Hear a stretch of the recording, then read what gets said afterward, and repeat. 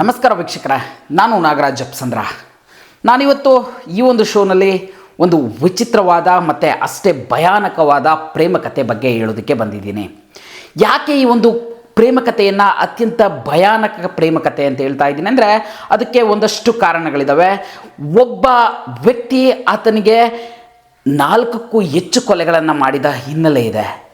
ಮದುವೆ ಆಗ್ತಾ ಇರೋ ಆ ಮಹಿಳೆಗೆ ಮದುವೆ ಆಗ್ತೀನಿ ಅಂತೇಳಿ ಒಬ್ಬನನ್ನು ತುಂಡು ತುಂಡಾಗಿ ಕತ್ತರಿಸಿ ಸೂಟ್ ಕೇಸಲ್ಲಿ ಹಾಕಿ ನಗರದ ಹೊರವಲಯದಲ್ಲಿ ಬಿಸಾಕಿದಂಥ ಕರಾಳವಾದಂಥ ಹಿನ್ನೆಲೆ ಇದೆ. ಆದರೂ ಈಗ ಇವರಿಬ್ಬರು ಪ್ರೀತಿಸಿ ಮದುವೆ ಆಗೋದಕ್ಕೆ ರೆಡಿಯಾಗಿದ್ದಾರೆ. ಅರೆ, ಕೊಲೆಗಳನ್ನು ಮಾಡಿದ ಆರೋಪಿಗಳು ಜೈಲಿನಲ್ಲಿರೋದು ಬಿಟ್ಟು ಈಗ ಪ್ರೀತಿಸಿ ಮದುವೆ ಆಗ್ತೀನಿ ಅಂತ ಇದ್ದಾರೆ. ಇದು ಹೇಗೆ ಸಾಧ್ಯ? ಭಾರತದಲ್ಲಿ ಇದಕ್ಕೆ ಅವಕಾಶ ಇದೆಯಾ? ಹಾಗಾದರೆ ಈ ಘಟನೆ ಆಗಿರೋದೆಲ್ಲಿ? ಈ ಅಸಲಿಗೆ ಈ ಕರಾಳ ಚಿತ್ರಣದ ಅಥವಾ ಕರಾಳ ಕಥೆಯ ಪ್ರೇಮಿಗಳು ಯಾರು? ಇದೆಲ್ಲವನ್ನು ಹೇಳ್ತಾ ಹೋಗ್ತೀನಿ. ಸಂಪೂರ್ಣವಾಗಿ ವಿಡಿಯೋನ ನೋಡ್ತಾ ಹೋಗಿ.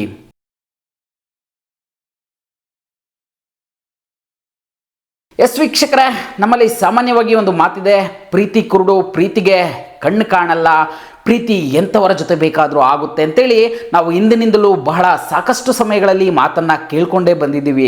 ಆದರೆ ನಾನು ಇವತ್ತು ಹೇಳ್ತಾ ಇರ್ತಕ್ಕಂಥ ಸ್ಟೋರಿಯಲ್ಲಿ ಈ ಪ್ರೀತಿ ಬಗ್ಗೆ ನೀವು ಕೇಳಿದ್ರೆ ಬಹುಶಃ ಇದಕ್ಕಿಂತ ಕರಾಳವಾದಂಥ ಪ್ರೀತಿಯನ್ನು ನಿಮ್ಮ ಜೀವಮಾನದಲ್ಲಿ ನೋಡಿರಲಿಕ್ಕೆ ಸಾಧ್ಯನೇ ಇಲ್ವೇನೋ ಅನ್ನೋ ರೀತಿ ಈ ಒಂದು ಕರಾಳ ಕಥೆ ಇರತಕ್ಕಂಥದ್ದು. ಹಾಗಾದರೆ ತಡ ಯಾಕೆ, ಈ ಕಥೆಯನ್ನು ಹೇಳೋದಕ್ಕೆ ಶುರು ಮಾಡ್ತೀನಿ. ಗಮನ ಇಟ್ಟು ಕೇಳ್ತಾ ಹೋಗಿ. ಎಸ್ ವೀಕ್ಷಕರೇ, ನಾನು ಹೇಳ್ತಾ ಇರತಕ್ಕಂಥ ಕತೆ ಇವತ್ತು ರಾಜಸ್ಥಾನ ಮೂಲದ್ದು. ಪ್ರಿಯಾ ಸೇತ್ ಹಾಗೂ ಹನುಮಾನ್ ಪ್ರಸಾದ್ ಇಬ್ಬರು ಕೈದಿಗಳು, ಜೀವಾವಧಿ ಶಿಕ್ಷೆಗೆ ಒಳಗಾಗಿರ್ತಕ್ಕಂಥ ಕೈದಿಗಳು 15 ದಿನಗಳ ಪೆರೋಲನ್ನು ಪಡೆದುಕೊಂಡು ಮದುವೆ ಆಗೋದಕ್ಕೆ ಹೊರಗಡೆ ಬಂದಿದ್ದಾರೆ. ಇವರು ಮದುವೆ 15 ದಿನಗಳ ಪೆರೋಲ್ ಪಡೆದುಕೊಂಡು ಮದುವೆ ಆಗಿದ್ದರೆ ಇಷ್ಟು ದೊಡ್ಡದಾಗಿ ನಾವು ಈ ಒಂದು ಕರಾಳ ಪ್ರೇಮ ಕಥೆ ಅಂತೇಳಿ ಇದ್ರ ಬಗ್ಗೆ ಒಂದು ವಿಡಿಯೋನ ಮಾಡಿ ಇವ್ರ ಬಗ್ಗೆ ಒಂದು ಸುದ್ದಿಯನ್ನು ಹೇಳಬೇಕಾದ ಅವಶ್ಯಕತೆ ಇರಲಿಲ್ಲ. ಇವರ ಹಿನ್ನೆಲೆಗಳನ್ನು ನೋಡ್ತಾ ಇದ್ದರೆ ನಿಜಕ್ಕೂ ಅಂಥದ್ದೊಂದು ಭಯಾನಕತೆ ಸೃಷ್ಟಿಯಾಗುವಂಥದ್ದು. ಅದರಲ್ಲೂ ಮೊದಲನೇದಾಗಿ ಪ್ರಿಯಾ ಸೇತ್ ಬಗ್ಗೆ ಹೇಳ್ಬಿಡ್ತೀನಿ.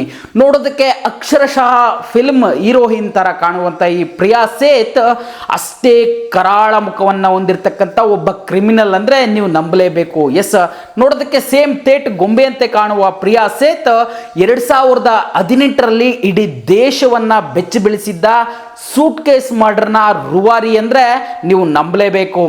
ಈ 2018ರಲ್ಲಿ ಏನಾಗಿತ್ತು ಅಂತೇಳಿ ನಾವು ಗಮನ ಹರಿಸಿ ನೋಡೋದಾದ್ರೆ 2018ರಲ್ಲಿ ಈ ಪ್ರಿಯಾ ಸೇತ್ಗೆ ಒಬ್ಬ ಪ್ರಿಯಕರ ಇರ್ತಾನೆ. ಇವ್ರಿಗೆ ಒಂದಷ್ಟು ಸಾಲ ಆಗ್ಬಿಟ್ಟಿರುತ್ತೆ.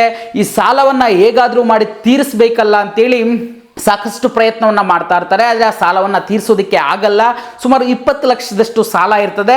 ಹೀಗಾಗಿ ಈಕೆ ಒಂದು ಡೇಟಿಂಗ್ ಆ್ಯಪಲ್ಲಿ ಹುಡುಕಾಟವನ್ನು ನಡೆಸ್ತಾ ಇರಬೇಕಾದ್ರೆ ಒಬ್ಬ ವ್ಯಕ್ತಿ ಬಿಸ್ನೆಸ್ ಮ್ಯಾನ್ ಅಂತೇಳಿ ಟ್ಯಾಗ್ ಲೈನ್ ಹಾಕ್ಕೊಂಡಿರೋಂಥ ವ್ಯಕ್ತಿ ಆ ಡೇಟಿಂಗ್ ಆ್ಯಪ್ನಲ್ಲಿ ಈಕೆ ಕಣ್ಣಿಗೆ ಬೀಳ್ತಾನೆ. ಆತನ ಹೆಸರೇ ದುಷ್ಯಂತ.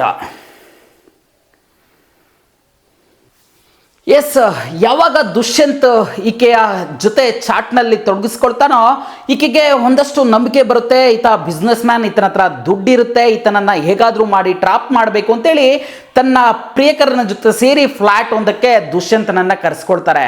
ಆದರೆ ದುಷ್ಯಂತನಿಗೆ ಅಲ್ಲಿಗೆ ಅಸಲಿ ವಿಚಾರ ಗೊತ್ತಾಗುತ್ತೆ. ಇವರು ಹಣಕ್ಕೋಸ್ಕರ ನನ್ನನ್ನು ಕರೆಸ್ಕೊಂಡಿದ್ದಾರೆ ಅಂತೇಳಿ. ಹೀಗಾಗಿ ದುಷ್ಯಂತನನ್ನು ಹಣಕ್ಕಾಗಿ ಬೇಡಿಕೆಯನ್ನು ಇಡ್ತಾರೆ. ದುಷ್ಯಂತ ತನ್ನ ತಂದೆಗೆ ಫೋನ್ ಮಾಡ್ತಾನೆ. ತನ್ನ ತಂದೆ ಸುಮಾರು 3 ಲಕ್ಷದಷ್ಟು ಹಣವನ್ನು ಇವರ ಖಾತೆಗಳಿಗೆ ವರ್ಗಾಯಿಸ್ತಾರೆ, ಕೂಡಲೇ ಜಮಾವಣೆ ಮಾಡಿ. ಆದರೆ ಇನ್ನಷ್ಟು ಹಣವನ್ನು ವರ್ಗಾಯಿಸೋದಕ್ಕೆ ಆಗೋದಿಲ್ಲ.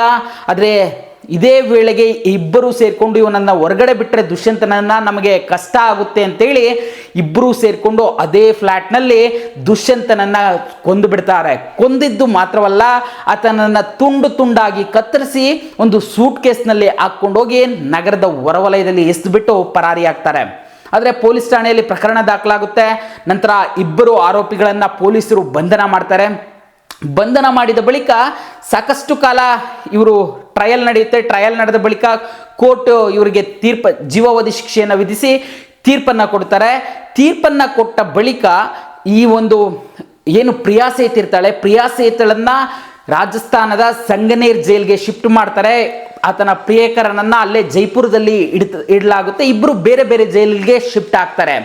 ಹೀಗೆ ಬೇರೆ ಬೇರೆ ಜೈಲಿಗೆ ಶಿಫ್ಟ್ ಆಗುವಂಥ ಪ್ರಿಯಾ ಸೇತ್ ತಾನು ಹೋದಂಥ ಸಂಗನೇರ್ ಜೈಲಲ್ಲಿ ಒಂದಷ್ಟು ರಿಯಾಯಿತಿಗಳಿರ್ತದೆ. ಅಲ್ಲಿ ಏನು ಕನ್ವಿಕ್ಟ್ ಆಗಿರ್ತಕ್ಕಂಥ ಕೈದಿಗಳಿಗೆ ತುಂಬ ನ್ಯಾಚುರಲ್ ಆಗಿ ತುಂಬ ಲೌಕಿಕವಾಗಿ ಕೆಲಸವನ್ನು ಮಾಡಿಕೊಂಡು ಅನುಭವಿಸುವಂಥ ಶಿಕ್ಷೆ ಇರತಕ್ಕಂಥದ್ದು. ಹೀಗಾಗಿ ಅಲ್ಲಿ ಸಾಮಾನ್ಯವಾಗಿ ಕೆಲಸನ ಮಾಡ್ತಾ ಇರಬೇಕಾದ್ರೆ ಜೈಲಿನಲ್ಲಿ ಮತ್ತೊಬ್ಬ ಕೈದಿಗೆ ಪರಿಚಯ ಆಗ್ತಾನೆ.